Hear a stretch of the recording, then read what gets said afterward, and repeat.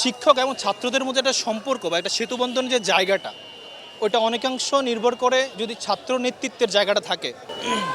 আসলে আপনার গ্র্যাজুয়েশন শেষ যতটুকু জানলাম, কিন্তু ভোট আসলে এই বছর প্রথম হচ্ছে, কেমন মিস করতেছেন বিষয়টা?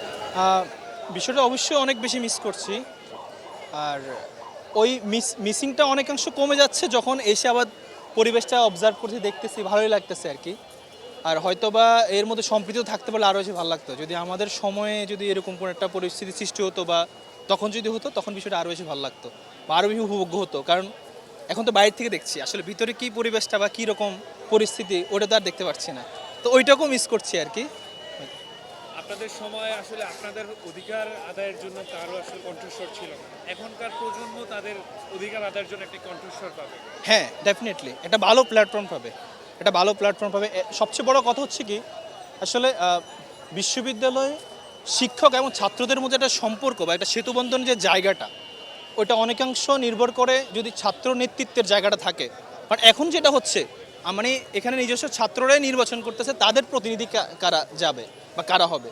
সেখান থেকে অবশ্যই অনেক ভালো একটা মানে হচ্ছে একটা ভালো সম্পর্ক তৈরি হবে, ভালো একটা সম্পৃক্ততা তৈরি হবে।